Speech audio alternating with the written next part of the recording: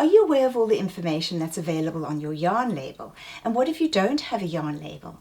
These are some of the questions we're going to take a look at today and will hopefully support you in your crochet and knitting designs. Hi, Lindy here, and thank you for joining my channel. Today I want to talk to you about how to read a yarn label. If you're making home decor or accessories like a scarf or a handbag, it may not be as important that the size is correct. However, if it's a garment which needs to fit you, it's going to save you a lot of time if you read the label and make the sample designs. As they say, when in doubt, read the instructions. When you get home with your new balls of yarn, do you just discard the label? There's a lot of information on the label which can actually help to improve your project. Once you find your pattern, you're then eager to get the yarn and the needles or crochet hook, and all of this information is available on your label. Are you prepared to dry clean your item after each wear? How does it feel in your hands? Are you happy to spend hours making this handcraft if you don't like the feel of the yarn? I once knitted myself a mohair cardigan and the little pieces of fibre came off in my eyes and I never wore it. It was so unpleasant. So be aware of artificial fibres or scratchy natural fibres, and there's no better way than to actually touch the ball of yarn and to see how it feels. Let's look at the yarn label and all that it has to offer. This is the yarn, Banat Softy Baby Cotton. Now immediately we hear cotton.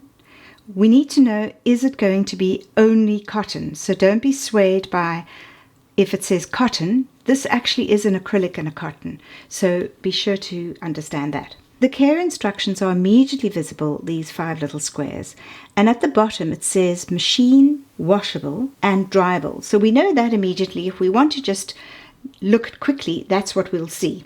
If we want to go into more detail, we can look at these different symbols. Let's take a look at the care instructions.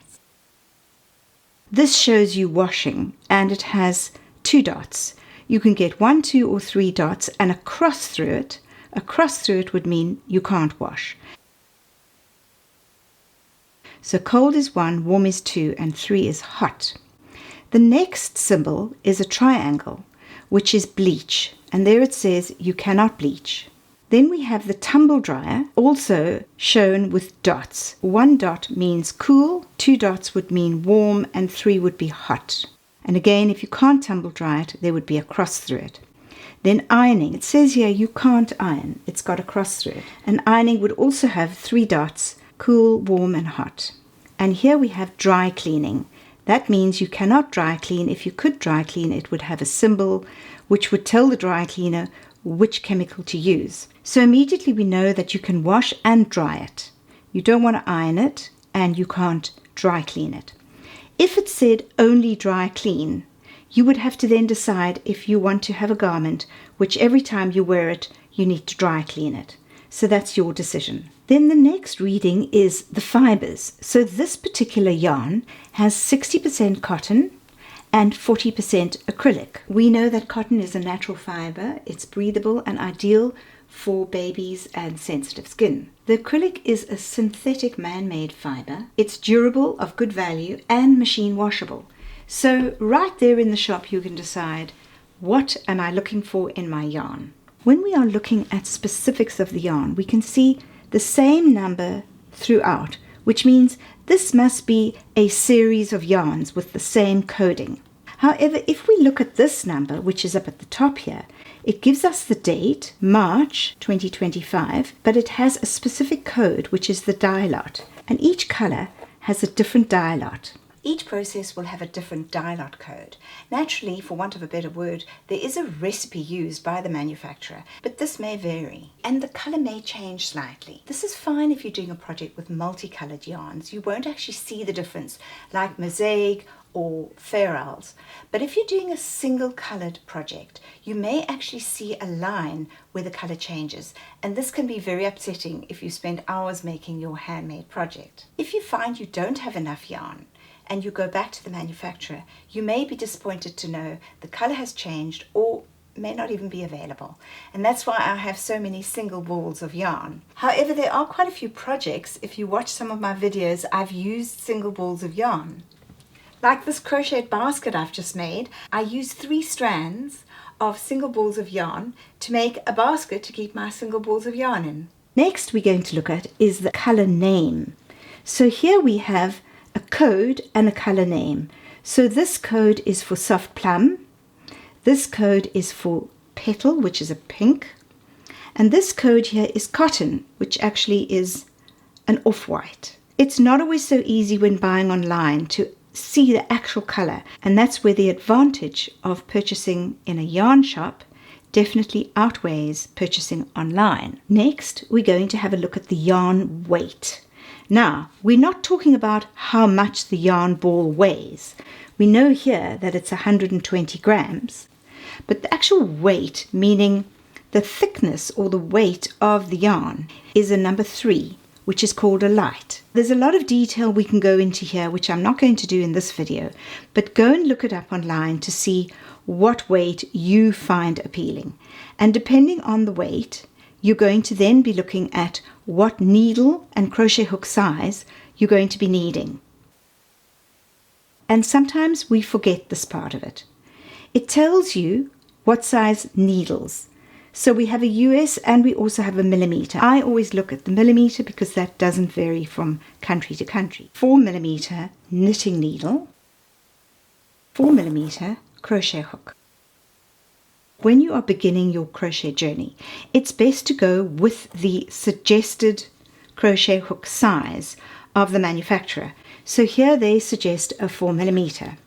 Once you are more proficient in your crocheting, you may decide to change. So if you want to make this looser and drapier, you would go up to say a 5 or even a 6 millimeter crochet hook. If you want to make the tension tighter, you would then go down to a 3 millimeter crochet hook. Possibly the most important point to note on these balls of yarn is the tension reference or the gauge. These two squares will show you tension required for the pattern. What they are suggesting is that once you've completed the rows and the stitches, you should have a 10 centimeter square for each of these samples. I'm using these yarns for a project which I'm making another daisy square blanket, and so I thought this is a really good yarn to show you how to make up a sample.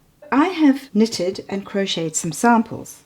Here is my knitted sample, which is done in stocking stitch, the standard stitch for a sample. And here's my sample I've done for crocheting, which is in a single crochet.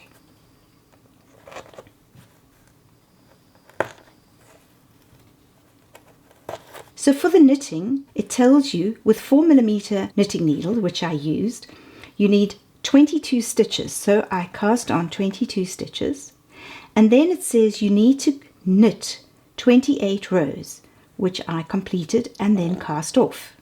For the crocheting, it says you need 16 stitches. I chain stitched 16 stitches, and then it says you need to do 20 rows of single crochet.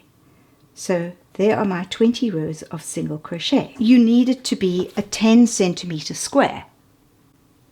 So if I put that there, I can see that the actual sizing is not quite right, but it's as good as you're going to get.